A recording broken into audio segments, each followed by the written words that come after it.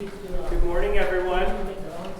My name is Sammy Hassan. I'm the Senior Administrator for Silverado and Beach Cities. I want to welcome every one of you to our community today. I know some of you have experienced Silverado, and if you have not, please let me know. I can definitely give you a tour after the speakers are finished. So I want to thank you for your time and your attendance today. So we have two great speakers, Lauren Spiglanen and Dr. Jane Mahakian, and Dr. Jane Mahakian is going to go first. Dr. Mahakian is the president of Aging Matters, a geriatric care management company that specializes in working with older adults with dementia and their families. Dr. Mahakian has a doctorate in clinical psychology, and welcome. Thank you very much. Thank you very much. Sandy?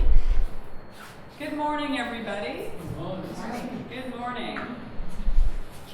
This morning I'm going to be speaking to you about how to bring joy to the person that has a memory impairment. Not only over the holidays, but also, of course, every day. Every day is important to bring joy to the person that has a memory impairment. I'm going to talk a little bit today about Alzheimer's disease. Just give you a brief overview. And please feel free to stop me if you have a very burning question. Every question is important. Please let me know, and I'm happy to address your question. Alzheimer's disease is a disorder that produces dementia symptoms. It is the leading cause of dementia, really accounting for about 50 to 80% of all the cases. There are many different types of dementias. There are around 70 plus different types of dementias. Alzheimer's disease causes dementia symptoms. So there's dementia, which is really a constellation of symptoms, making it one of the many forms of dementia. Dementia is not a specific disease. It's really an umbrella term. Many times people will telephone me, or when I'm meeting with families locally here, they will ask me, what is dementia? What is the difference between dementia and Alzheimer's disease?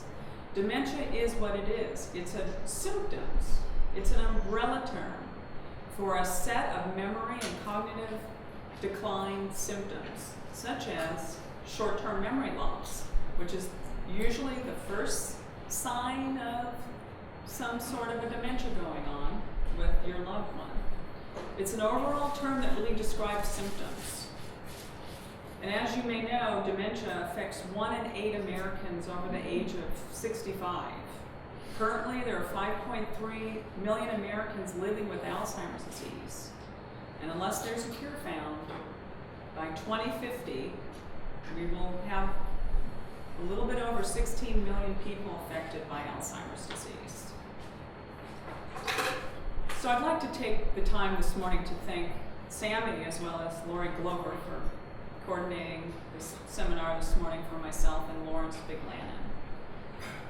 People with dementia can continue to live fulfilling lives despite decreased physical and mental functioning.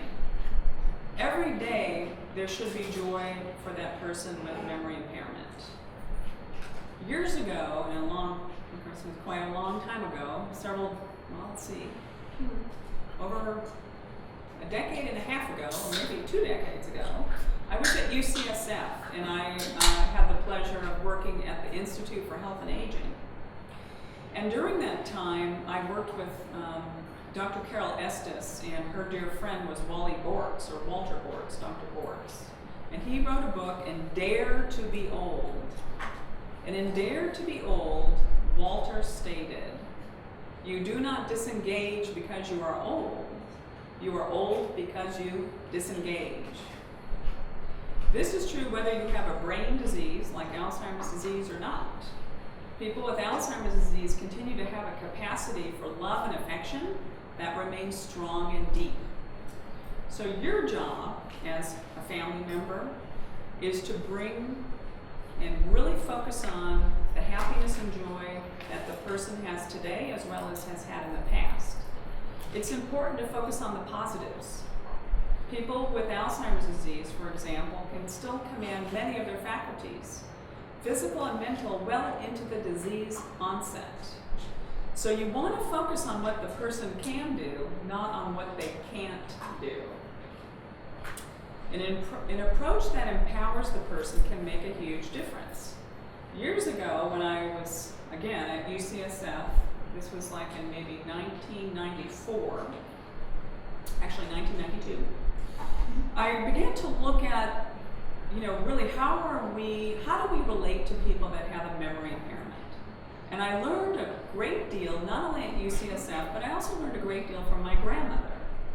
And my grandmother was from Turkey, and she immigrated here when she was about 15 and a half. She came to the country, saw Ellis Island, the whole bit, came here, created a life. And at the age of 88, our family had to make a difficult decision to move my grandmother that had some memory impairment to a community in Los Angeles. Well, at that time, my grandmother, she could still cook and clean and do all those things, so it really didn't show too much. She didn't really understand why the family, was recommending and advising her to move to a Los Angeles assisted living community. She had to move because she was, she would explore outside of her senior living home. I like to call it exploring, not wandering. She sometimes would get lost and not find her way back. So it's all in how we approached my grandmother. It was all empowering her and having her feel that she could still have joy in her new home. On the first day, and the second day, and the third day, she was very unhappy. She was very unhappy and she wanted to return home to Redondo Beach. 5 days later, she was still unhappy. She was calling me and very tearful and very upset. Take me home, I don't want to be here. This was an assisted living community in Los Angeles that primarily has about 95-96% people who are of Armenian descent. Most of the people there are bilingual. They speak Armenian and they also speak English. She was telling me that all the people there only speak Armenian. Well, I knew that wasn't true. It was a way to get her to go home. So then one day, about 10 days into her stay at this community in Los Angeles, the executive director called me and asked me, Dr. Mahakian, is it okay that your grandmother spends a lot of time with her new friend? I said, what new friend? I hadn't heard from my grandmother for several days. She had made a new friend. His name was Haig, and he was from Florida. They both fell in love. Haig had Alzheimer's disease. She had probably early stage Alzheimer's disease by the time she moved to the Los Angeles community. In any case, my grandmother found joy. She found a new friend. The family and the community embraced that new friendship. And he believed that that was his wife, and she believed that was her husband. So what happened is they validated each other, and it was really incredible. So looking for activities that reinforce positive feelings, maximizing that feeling of independence for her, for my grandmother, and for all of my dear patients, and really working with communities like Silverado that will empower that person is really what it's all about. So people like my grandmother live with dementia, often struggle with self-awareness, like she wanted to continue to cook. We really wanted to provide a place for her, which we did, that was really unique, that would really hone in on her uniqueness. So we wanted the community to focus on my grandmother and not focus on the symptoms. Dementia is only part of the person. That person does not become dementia. That person is still there, even in the latter stages of the disease. So how we respond, how you respond as professionals as well as family members, really paves the way on how that person will be. The behaviors for the person that has a memory loss is really all about how they're communicating their needs. For example, in San Francisco, maybe about 10 years ago, there was a gentleman living in a community, in their memory care community, and every day at lunch he would come over to the table and go like this. So he, of course you can't hear it, but he would pound on the table. And the care staff there did not understand why he was pounding on the table. The executive director didn't understand it and was going to perhaps tell that family member or family of this gentleman, this resident that he would need to move out because he was being disruptive to the other residents that lived in the community. So I happened to be walking by. He was not a patient of mine, but I was walking by and I noticed his banging on the table, and the caregivers had no idea what it was about, and the executive director asked me if I would be willing to take a few minutes and help. I said, sure. So with the permission of the family, I reviewed his chart, his chart of the community, his medical chart. And what did I see in the chart? Guess what his profession was? Any ideas of what his profession was? He was a judge. And the community had not taken the time to figure out what this was about. By simply looking at his medical chart, his profession was, he was a judge. So once we figured that, once everybody on the team, the caregivers knew he was a judge, we could then figure out what is the behavior about. The behavior was about, he felt it was chaotic in the dining room. Nobody understood that until we put it together. His table was moved to a little bit of a quieter area of the dining room, and guess what happened? All of that behavior went away. So we validated the judge. We validated and empowered him and brought him joy by making him feel as though he was still in charge, which he is. Pardon? It was amazing.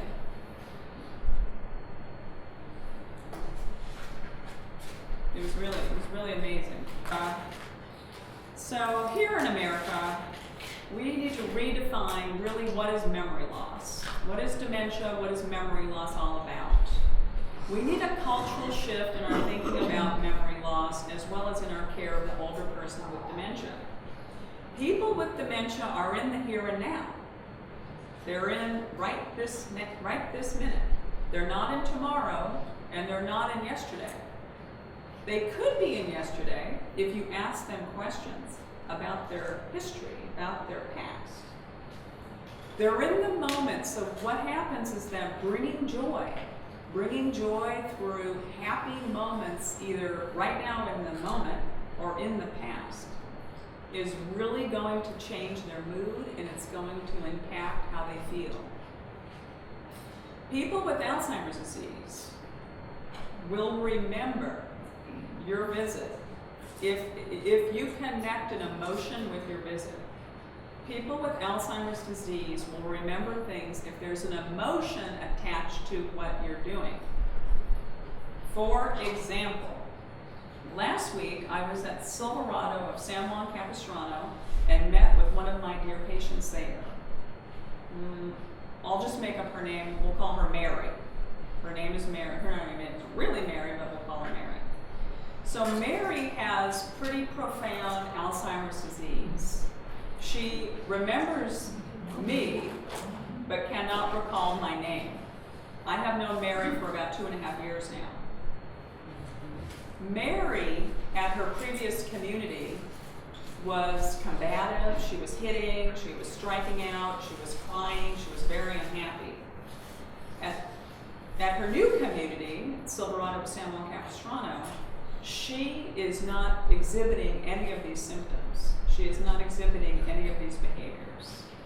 She remembers the emotion that she remembers of the positive emotion of the day that she moved from her previous community to her new community of Silverado, because I was there. And I made it very positive for her on that day. And she remembers that move. Now, she doesn't always remember, for example, what she did yesterday. But she can remember that because there was an emotion attached to it. And she felt that she received a promotion. And that's why she moved to San Juan Capistrano, which is really great. So Mary, she struggles with holding together her identity, her perception of self-worth. She holds on to the idea that she's still working. And the team there, including myself, empower her reality. So you want to make your loved one, whether they're living here, which they're already empowering people here, but if your loved one is in another community or a loved one is living with you, you want to make them feel like they're valued, you want to make them feel happy. And how do you do that? How do you do that? You live in the moment. You know, some of us take yoga classes, although I'm not one of them, I should, of really how to be in the moment. Yoga teaches us how to focus, right? That's what I'm told. Yoga teaches how to focus. People with Alzheimer's disease are already doing that. They're in that moment. They're not in the future. They're not in the past. So you can say things that will bring joy to them today. Some magic words such as, I will be here all day if you need anything. Now, you and I both know that we're not going to be here all day. I'd like to be here all day, but I'm only going to be here for an hour. But I'm not going to tell my dear patient here at Beach Cities that I'm going to be here only for an hour. I'm going to tell that person I'm going to be here all day. You can also say things like, don't worry, I'll take care of it. You are pretty important to me. If you need anything, just let me know. When they can't remember a word, and we all do that over the age of 50, right? If they can't remember a word, you can say things like, oh, don't worry about that. I do silly things like that too. So you want to normalize it for that person and not make them feel bad that they can't remember anything. Another statement, just between the two of us, everything will be okay. So the world of dementia is defined by the person. You have to jump into their shoes. You cannot expect for them to be in your shoes. Their reality is defined by them, not by you, not by me. I have to be where they are. And that's really what it's all about. Empowering the person and making them feel that that they're safe. So I'll tell you a quick story, and then you'll be hearing from Lauren. And the story goes like this: is there was a lady, a very dear lady, who was living again in a memory care community somewhere in the Bay Area. And every day at around 4 o'clock, she would become very unhappy. And she would start pacing back and forth in front of the door because she was waiting for her parents. This person was 83 years old. She lost her parents when she was in her 60s. This lady, every day, 4 o'clock, would become upset. She would start to cry, and she would pace back and forth. The care team at that time did not know how to manage this person.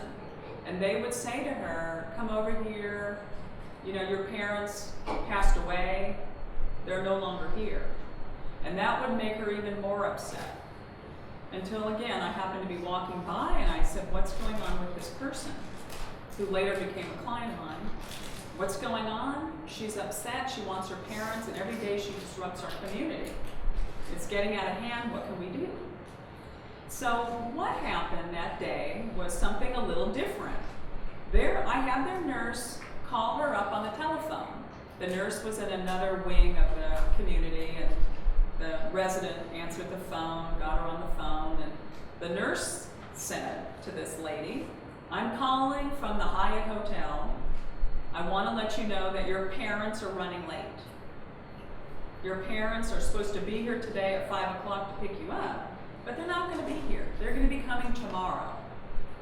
The lady, this woman, then said some very colorful words, which I will not repeat.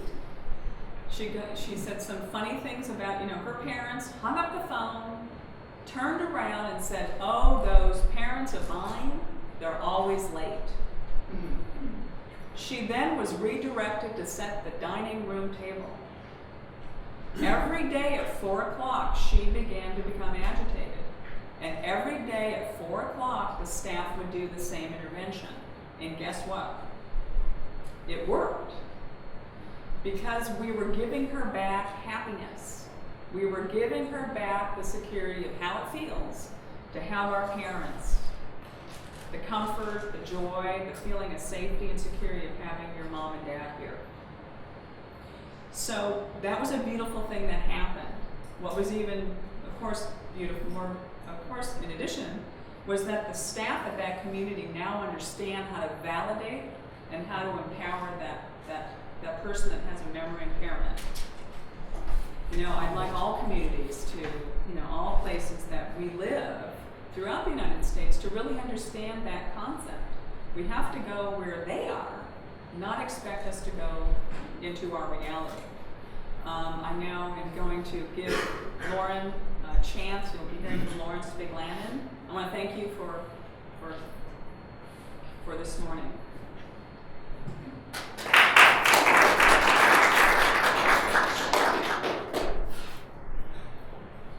Thank you, Dr. Hockey. We'll do questions afterwards. Is that sure? Would you prefer? Up to you. If you want to do questions now or afterwards. Sure. Now is fine. Sure. Okay. Yes. My sister was taken from her apartment that she lived in for like 50-some years when she went to this home. And I had to give up her apartment and everything. She keeps asking me from time to time if she still has the apartment. Oh, okay. And when I tell her she has it, she acts very happy. Yet I've been told that I'm not supposed to lie to her. Well, sure. You know, we're all raised. We should not lie. We don't want to lie. We're honest people. That's how we're raised. But when you have a brain disease, when you have a disorder, when you have a disease like Alzheimer's disease or some other dementia, you need to validate their reality. So if you're doing very good, you're doing a good job, because you're making her feel as though her home is still there. It's what I call a therapeutic fib. Yes. My mother died 104. But from 93 on, we used to humor her because that's all she needed. Anything she wanted to, oh yeah, that's fine. And she never, you know, whatever she said, and I think that's all they wanted. They want to be, I come from a big family. Sure. And they all just want to be, hey, you've forgotten me. So they would demand, she was very demanding. So we just did everything she wanted to do, and she never got worse or anything, but I think we thought that was part of being old, you get to be demanding, hey, you know, but that's how we treated her, and she, like I said, she died 100 and... So that worked well.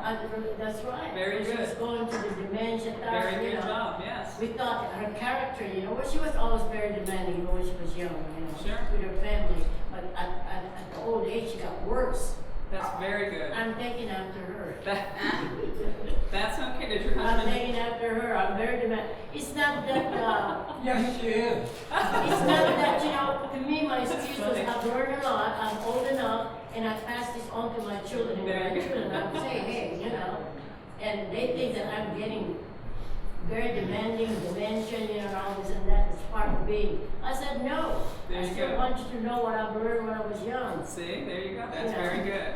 So I think that's part Well, of see, the problem. you don't need me. You already figured it out. No, it's just a part of I people, know. you know. No, that's very good. It's very. Thank you for sharing. Yes. Yes. I was wondering, how long did that intervention work for? Oh, it worked Indefinitely? indefinitely. It did. It worked for several years. It worked. Yeah, it was amazing. It was really incredible to turn that around. It was really beautiful. Any other questions before you get the opportunity to have Lauren speak? Okay.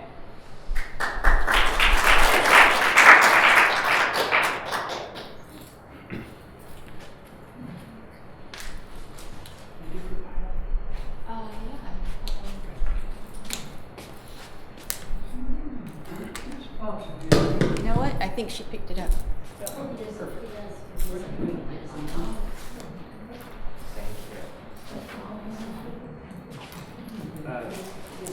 Thank you again, Dr. Hopkins. And Lauren Spiglanen founded Family Connect Care in 2008 after working with the elderly and memory impaired for several years, seeing firsthand examples of mistreatment and taking advantage of memory impaired individuals. She saw the need for enhanced care management services and to assure the dignities of those who suffer from a variety of cognitive impairments. Thank you. Thank you, Sammy. Thank you, Dr. Jane.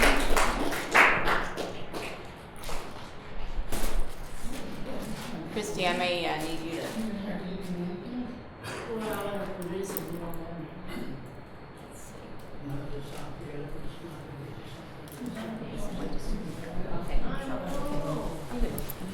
Okay. Oh, what happened? Where'd it go? Oh, okay.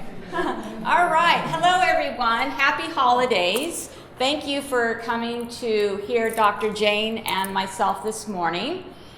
I have a short PowerPoint presentation, and I call it Dashing Through Dementia, because we're now in full swing of the holidays, right? I'm confused. You're confused. Logo is an elephant never forgets. That's right. That's my logo for my company. An elephant never forgets. They have very good memories. So enjoying the holidays with your aging, memory impaired parent. I have a fun video for us to watch. I hope you'll enjoy it. I wonder if can we get these lights right here so they can see? That helps. Fabulous. Thank you so much. And you found that while I was down?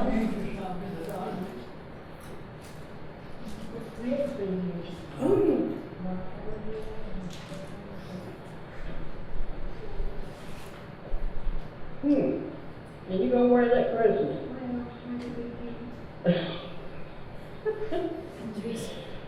Do I think it would be cute? Yeah, I do. There's only one problem though. It's a tree skirt. It goes under a Christmas tree.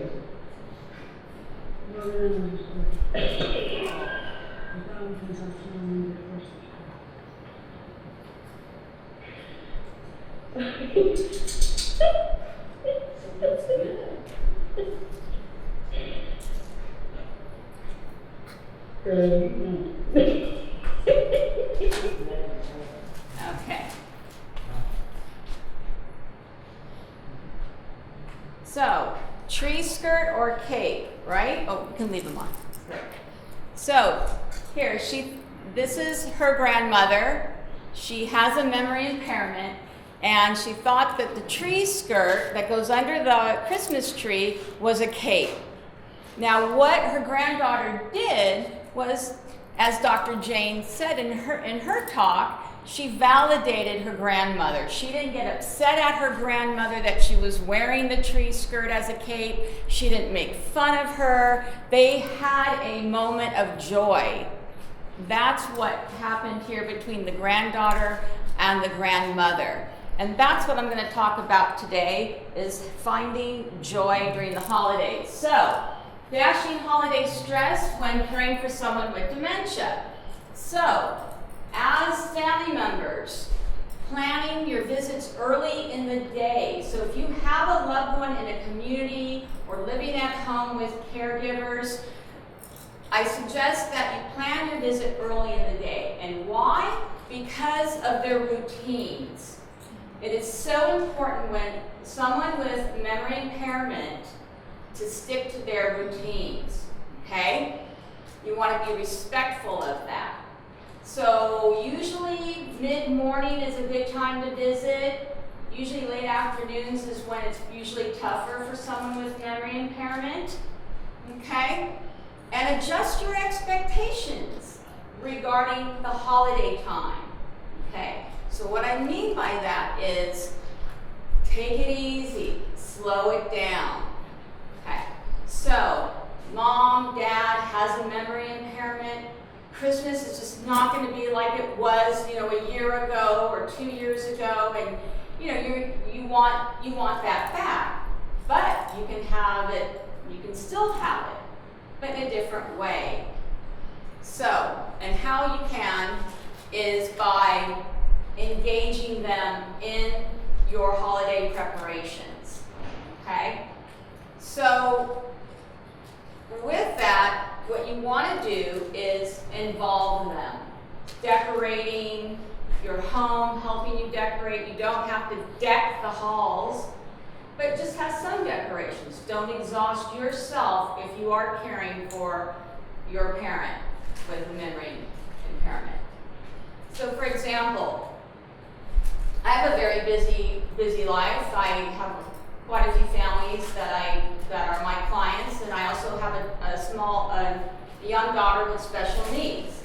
And it's like, God, I just cannot think about putting up a big tree this year. I just don't want to deal with it. So I was at Ralph's a few days ago, and I saw these cute little live Christmas trees for $19.99, and I bought one, and I brought it home. And I said to my husband, I said, Tom, this is our tree this year. Don't you love it? And he looked at me like, really? I said, yeah, there's just too much going on, and I want to enjoy the holidays. I don't want to be stressed. And that's what I'm saying to all of you. Attend that holiday party and drink that eggnog. You deserve it. Caring for a loved one with a memory impairment is very stressful, and you have to take time to take care of yourself. So I'm giving you permission to drink that eggnog with rum. Okay? Mindful meditation. You've heard of it. A lot going on when you're caring for someone with a memory impairment. Take the time for yourself. Take a walk along the beach. We have beautiful Redondo Beach. You know, smell the fresh air. Take a walk around a park. I like to walk around Trump National Park. It's a wonderful place to take someone with a memory impairment because there's no kids playing around. There's no distractions. It's a wonderful park to walk right there alongside the cliffs. If you Google UCLA Mindful Meditation, they have a lot of free exercises that you can download and do like 3 to 5 minute little exercises, breathing exercises. If you feel like you're kind of getting too stressed, take a moment, stop what you're doing, and close your eyes and think about a place that makes you happy or a person that makes you happy. And do that for like a good minute. You'll find when you open your eyes, you're a lot more relaxed. Holiday past. You had wonderful holidays with your loved one. You can still have that, but in different ways. So look at old photos of your past Christmases with family, with your mom or your dad. Or if you have old movies, and maybe now you have them on DVD, which is great. Watch that with your parent. It doesn't matter if they don't remember themselves in the photo or the video. Okay, it's basically bringing joy for yourself and also to them as well. Garland, ornaments, and baking. Garland is safe for someone with dementia. Okay, tinsel I would not recommend because depending on what stage they're in, they may put that in their mouth and they may choke. But have them hang some garland, ornaments. Okay, styrofoam ornaments. You can get some from the local Michael's store, and you can decorate some ornaments together. Baking is another great task to do together for several reasons. One is smell. Now, some people with Alzheimer's lose a sense of smell in latter stages, but the aroma of baking, holiday cookies and breads is wonderful and it's stimulating, okay? As well as sensory, putting their hands in the dough, okay? And just doing a task together, and you're feeling good that you are celebrating the preparation of the holidays with your loved one. And here's one tip. Peppermint, right? Peppermint is huge right now. Well, did you know that's also very stimulating for the brain? So if you get yourself a little bottle of peppermint oil, I carry mine in my bag, okay? And you take a real good breathe in, you will feel that tingle, believe me. And then connecting with others. It's a good time for you to connect with your friends, coworkers, for that support.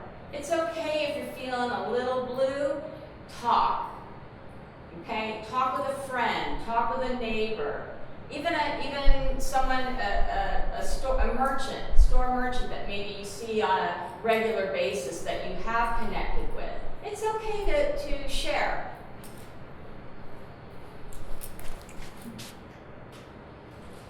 Oops.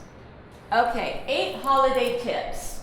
So, if you're going to have mom or dad come to your home, or let's say another relative's home for the holidays, and there's going to be quite a few people, you want to have a trusted friend or family member to be their buddy, their holiday buddy. And this person should be somewhat well versed in dementia, okay? This person is going to stay close by in the event that your loved one becomes, let's say, agitated during the holiday gathering. They can take them to another room, have magazines to look at, or family photos, or one of the great holiday films. And also, if you are having family members to your home that haven't seen your mom or dad in a long time, update them, okay? Here's a few tips. Make sure that they say their name when they come to say hello to your mother or father. And very important, eye contact, and that they approach from the front. Just a tip, someone with dementia, you always want to give them, direct eye contact, approach from the front. You want to avoid approaching from the side, and the reason for that is peripheral vision. As we age, our vision starts to deteriorate, but someone with dementia, it's accelerated. And then create a quiet space. So if your mom or your dad is they're looking exhausted, have a room for them to lie down, but have some of their items there so they feel comfortable. Have a photo album, favorite magazine, have something there at that gathering. And then choosing background music that's a favorite. So, okay, Bing Crosby, right? White Christmas, or Frank Sinatra. My clients love the Glenn Miller Band. And I love the Glenn Miller Band because growing up I was the youngest of 3. My sisters were much older than myself, and so I would go to Disneyland on Saturday nights with my parents and sit at the Carnation, and they had the big band music playing. I remember this, I was like 8 or 9 years old, every Saturday night. And to this day, Glenn Miller Band. So when I hear his music, I think of my mother. She passed several years ago. But it's wonderful music, and I'm sure that your loved one would enjoy it as well because it will what? It will stimulate them. Prepare some of their favorite foods.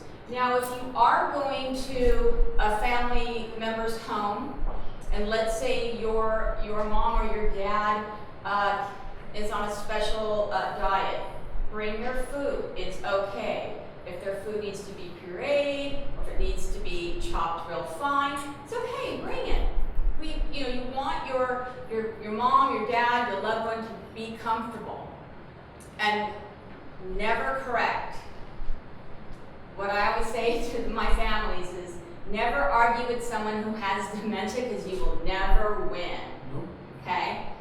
You don't want to correct. And you need to let your family members know that as well on that holiday. And then, as Dr. Jane mentioned, appreciate them for who they are now. You can still find joy with your mother or your father who has a memory impairment. And then the gift of sharing.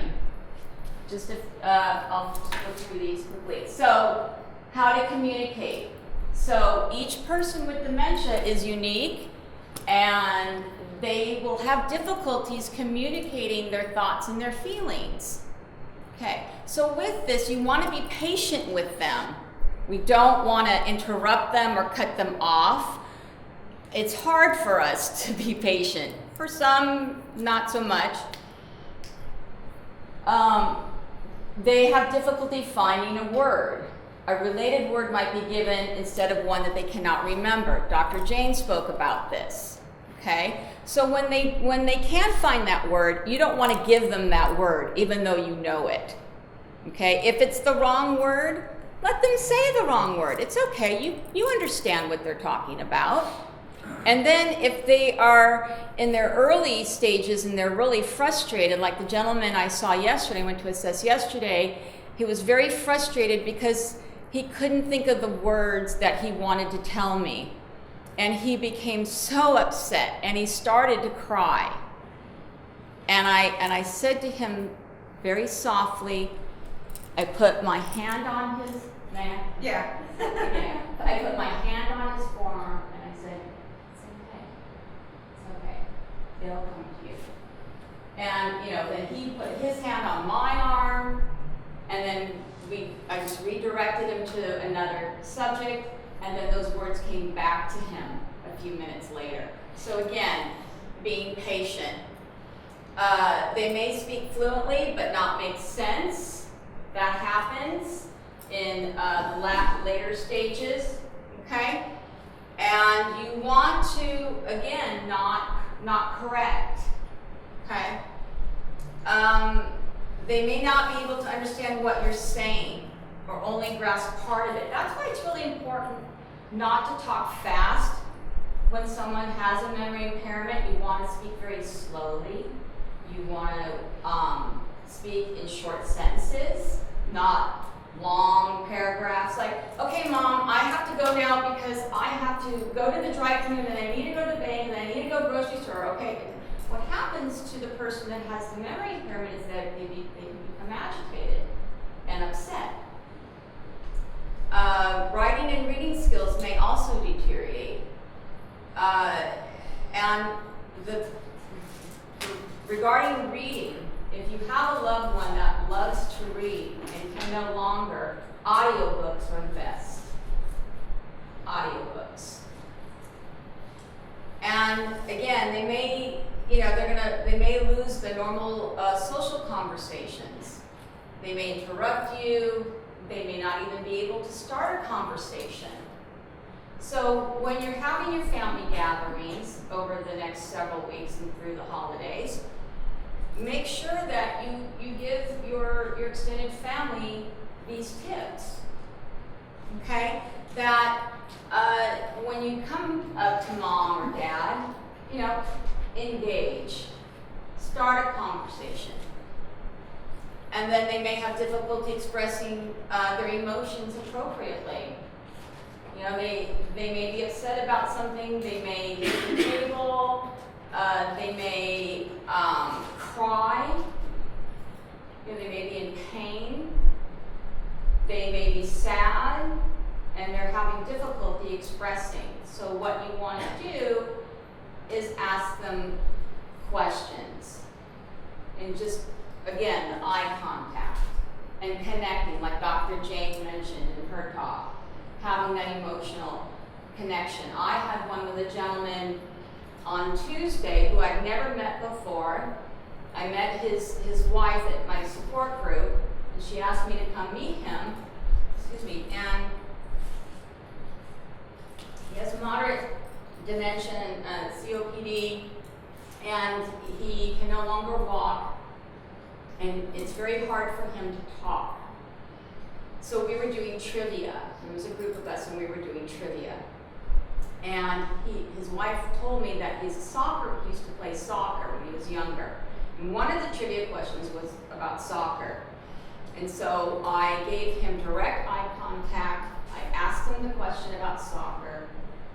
And I just smiled very gently, I just kept my eyes right on his and he kept his eyes right on me. He answered very clearly, and not just one question, but 4 questions. And that was the first time he's ever done that. We had an emotional connection to one another.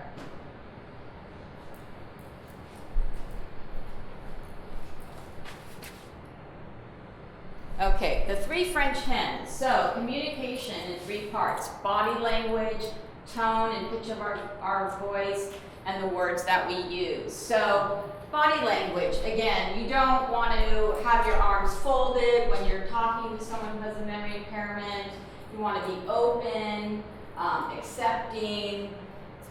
Your tone of your voice should be low, not screaming at them.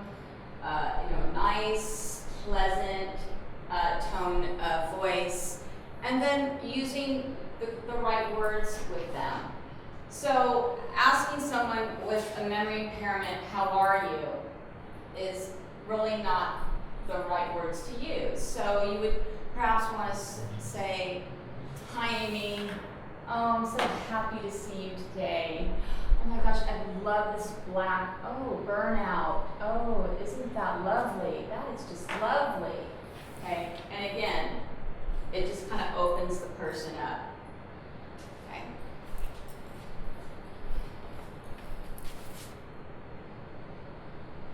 And then if you are visiting mom and dad and you haven't seen them for months, these are just some of the early warning signs.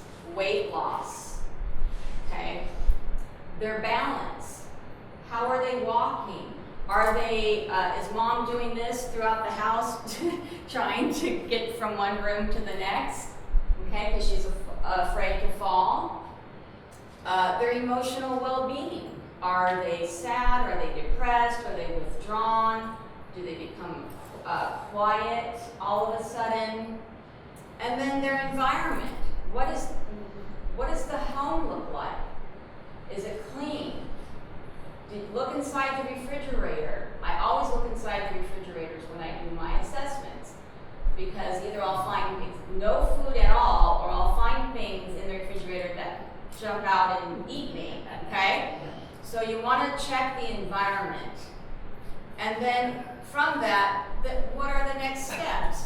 Well, the next steps would be calling someone such as Dr. Jane or myself to have a consult with family members. And then the last slide, toast to the holidays. I'm sure you've heard in the news how champagne can help with memory.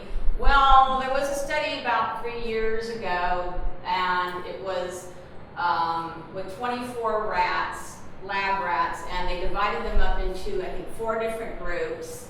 And they gave one group carbonated soda, and another group another fizzy drink, and another group of rats the champagne. And then they had them, all the rats, do a little exercise in the maze to reach their treat. Well, apparently the rats that had the champagne were able to get to their treat faster than the rats that didn't have the champagne. But there is no scientific study that champagne can improve your memory. All it can do is make you feel really good for a few hours, or give you a really bad hangover. Okay, thank you very much for your attention today.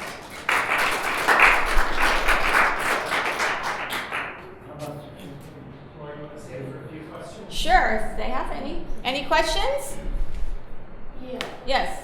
Well, to me, this presentation is more about somebody, like a father and mother. Mm-hmm. But the way I take it, I'm putting myself on how my children, Mm. 'cause I'm the oldest. Ah. Why am I, I'm expected, I don't want to have dementia. Mhm. And like I said, I've been just like you say about how you should treat your parents. Now I find myself, I put myself to the one that has the dementia or I'm getting to it. And they don't have time for, everybody, even the grandchildren. It's not like it used to be 10 years ago. Everybody's texting. They're all on their They're doing iPhones. it, yeah. And they think, Mama, because I'm demanding, Mhm. and they think that's part of me. Oh, you're getting dementia, you're getting this, but I'm not. I Have don't them think call I'm- me. I'll tell them. Caveat to that. I'm sorry? There's one caveat to what you Okay, say, what is that? which is every year to try and get a bigger tree. Ah. One of the celebrations is We give Yolanda the ornament to put on the top of cash and $250 million insurance for accidental death. No, Oh my no, goodness. no, no, no, Oh, no. wow. No, my grandchildren are very important to me. I have Of 8 course. grandchildren, Oh, wow. 5 great-grand, and they're, grandma was always around when they were born. I never worked, I took care of them, Yeah. and now they're part of my family. He cannot understand that. And like I said, Okay. everything, like now I have to go back home to Savannah, Georgia to be with my children or grandchildren, or they'll never forgive me. He doesn't understand that. We're gonna get a higher tree this year. No, and he thinks, I'm too much of a thing, but that's, when my husband died 20 years ago, I'm the one that takes care of my big family, right? You're a That's good right. person. And he doesn't understand this. And I I've got told him, dementia and I insist on it. and I told him, I said, when we decided to live together 12 years now, I said, my family comes first. I never lied to him. They come to me first, and now he doesn't like that. He complains that I don't, but I told him that. I want to make sure the ladder's shaking. Yeah, that's good. Make sure that ladder doesn't shake. That's my opinion. No. All right. Thank you. Do you have Oh, I'm sorry. do you have a copy of your notes, the tips that you shared? I can send it out. I would love, yeah, sure, please. Sure, absolutely. I put my email address on. Okay, cool. Great. That would be helpful. Sure. The part about your refrigerator really stuck out for us because her sister with dementia had expired stuff in there that was years. Yeah. It really was. Yeah. She had to clean it out. Mhm. But I had to be careful, she got very upset when I got rid of stuff. Yeah. Yeah. But anyway. Very good. Well, Thank you, Lauren. we will enjoy it. Very enjoyable. Thank you, everyone, for coming today. And if we could give our speakers another round of applause for Dr. James Lauren. Thank you both. Silverado started over 20 years ago with a mission and vision to change the way the world treats individuals with dementia. And a big portion of that is to go out and continue to educate our community and to destigmatize this disease for what it truly is, and that there is life with a dementia diagnosis. And our speakers today have definitely shared their wisdom, so thank you. Thank you. And thank you all for coming today. There is food, and there's one more question. Is there Yes. any cure for it? Or something to slow it down? That's what I would, in my age, I'm scared of it. Other than death. No, but I just wondered, if there's any, just like now, they advertise the seaweed, what do you call this? Eating carrots and having plenty of burritos. No. This thing that is good, there's a name for it, but I've forgotten.